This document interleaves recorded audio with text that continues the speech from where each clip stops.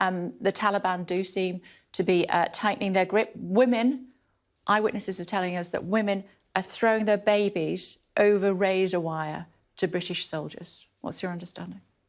So, first of all, the Taliban are letting through our people to the processing centre. So there is, I read some earlier reports today that in the media that wasn't the case. It is the case. So the plus side is the Taliban, the work that's been done on the ground, they have allowed our people through, and that is obviously good news for both our Afghan friends, but also for any entitled personnel, British passport holders, etc.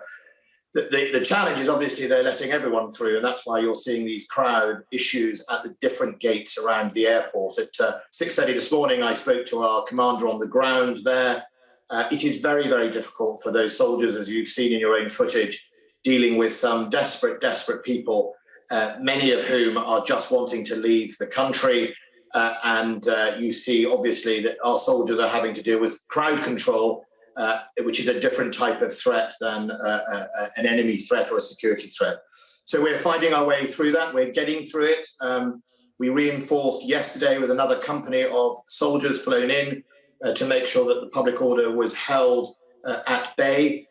We are in a process that is more mature than some of the other countries. And so we are bringing people forward, calling them forward.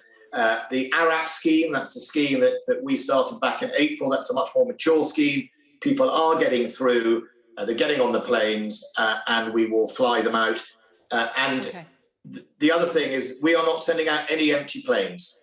We haven't sent out a single empty plane so far.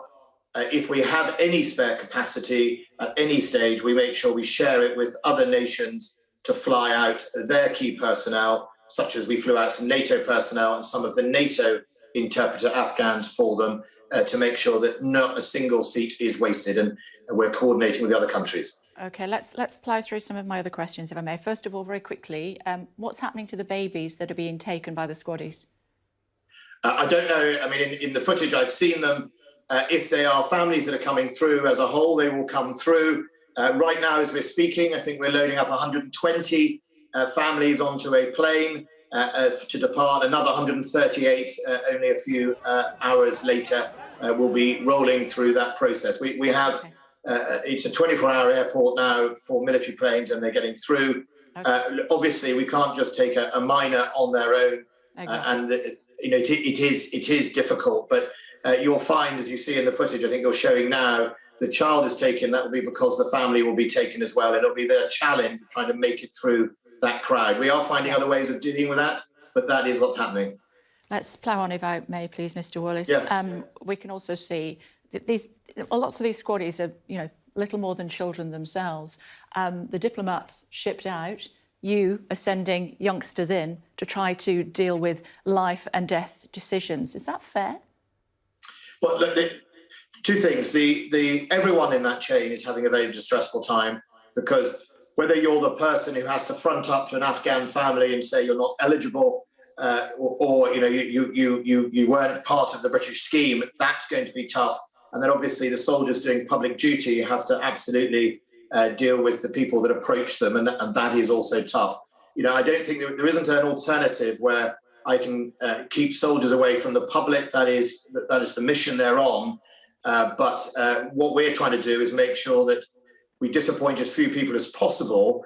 And through the night, last night, my minister and the junior ministers in the other departments have been working to try and speed up what we call the back office process. That's receiving the names from the crisis hub, making sure they're processed and screened as quickly as possible, so that there's almost no delay when they turn up at the airport. That is the key. There are things to rule out. We're going to do that. And I change it every hour. If we have to change something, we'll change it.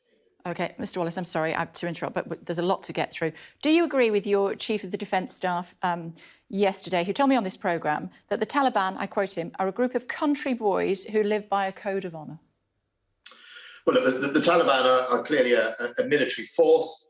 They have their own discipline sets. I'm not saying that in a way that, and nor was the Chief of Defence Staff, there was any admiration for those people in that sense. But we're also trying to deal with the facts on the ground. My local commanders on the ground have engaged the local I'm Taliban. sorry, Mr. Wallace. My question specifically is about what the Chief of the Defence Staff, not on the ground here, he says they are a group of country boys who live by a code of honour and that they have changed. Doesn't look like that from eyewitness reports that we're reading in the newspapers this morning. I think he also said that he will see if they change. You know, look, we are where we are. The Taliban are running the country. You're defending him, right? Mr. Wallace. Yeah, of course I'm defending him. Look, Nick Carter knows more than I'll ever know about Afghanistan and the Taliban, and more than most people.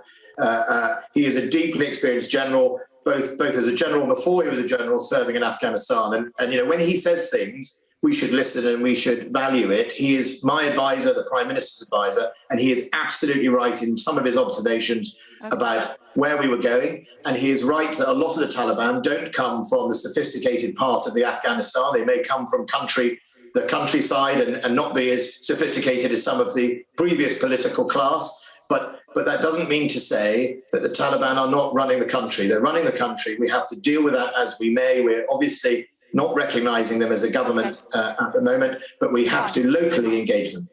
OK, let's talk about your Foreign Secretary instead then, should we? If he had made a call from his Crete Sun Lounger last Friday to his Afghan counterpart, which the US opposite number did, then more interpreters would have been out of that country by now, wouldn't they? Okay, I like you, have read the front of the newspaper today. I have absolutely no idea about what my Foreign Secretary or anyone else's secretary's call sheet is like. What I do know is that at no stage in the last few weeks have I had a problem with the Foreign Secretary or anyone else in that department in making sure we can process, get people through. The facts are changing rapidly on the ground. As he said yesterday in Parliament, he's managed to do all his calls when he needed to, his COBRA calls, etc. He didn't, Mr. Wallace. He didn't. He didn't call. He didn't call, and he's admitted. It's the Foreign Office has admitted this on the front page of the paper today. They admitted that he didn't make the call to his Afghan counterpart. You know the diplomacy in that part of the world. It has to be on a similar level of diplomat or of politician in order to make things happen. He said he was too busy. The Americans weren't too busy, and a lot of their interpreters, they've managed to get to the airport in good time. Ours are now sheltering in place and can't get there. Look, Kay, one phone call is not the reason we are where we are at the moment. And I don't even know if that phone call deal didn't happen, because all we have is a media speculative front page about it. What I will say very clearly It's very dismissive of you, Mr. Wallace. I'm not being dismissive, Kay. What I'm saying is, the idea I'm focused on one front page of a newspaper at 6:30 in the morning, when my constituents and you as a taxpayer expect me to be dealing with the problem on the ground. I'm not. You didn't know about it before now. Surely you must have been in conversation with the Foreign Secretary. Yes, I have. I've been. He's taken my calls. I've been sat next door but one to him yesterday. Yeah, I've had, as I said earlier, I've had no problem, Kay, in dealing with the Foreign Secretary or the Foreign Office throughout this process. We have lent in. We have dealt with the issues as they were presented. And I think the other thing that we should point out, as we know, is that that Afghan government, the one that melted away pretty quickly, I'm not sure how much leverage they had on the ground anyhow at that particular moment in time, because that was not the challenges I was facing at that time last Friday. Those were not the problems and the barriers for us getting people out. The problems, if you remember, and you reported on it, was about whether we could get the airport open and whether people could be using the airport as the Taliban advanced. That was and the block our brave soldiers are doing their level best, and there is no criticism for their work here, certainly. Let me ask you about the criticism for your Prime Minister, though. You were in the House of Commons, as I said yesterday. Your former brothers in arms absolutely savaged him. How difficult was it for you, sitting there, listening to all of that? Well, look, it wasn't difficult for any of us listening to what is quite rightly a real outpouring of anger, frustration and sadness about what we are seeing on the ground in Afghanistan. And, some of that anger is vented towards all of us. I get pretty unpleasant emails from lots of people every day about these sort of things. I understand why. I understand, the deep disappointment of what happened over the last 2 years and the Doha Agreement. People wanted to say, and if you go over the debate today again, if you had the time to listen to it again, you will realise that a lot of that debate was people expressing their deep frustration and fear that we have a different world than we did, that we all took for granted. And, I didn't hear alternative solutions from anybody, including my colleagues who were criticising us, except one, as some of our colleagues suggested, that the British go back in again as an army. I don't think anyone feels sending unilaterally a single force in of tens of thousands, hundreds of thousands of troops would be the right solution now. Okay. But apart from that, there was long on criticism and very short on solutions. And let me ask you one final question before I let you go. I'm sorry to rush you. You say that we didn't know what was going to happen last week, or last Sunday in Afghanistan, in Kabul in particular. The US president... I didn't say that. I said on last Friday...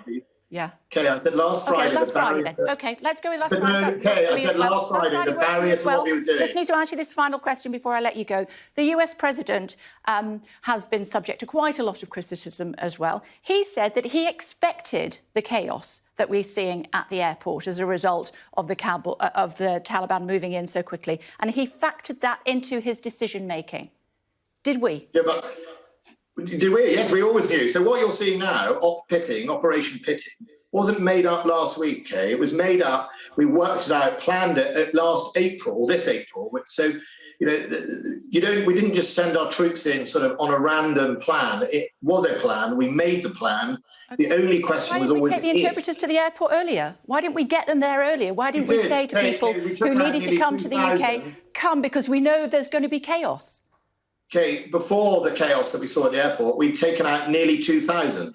So we had been doing that. There's been a long, steady stream of families and Afghan interpreters coming to this country. We're now over 3,000 with people with their families.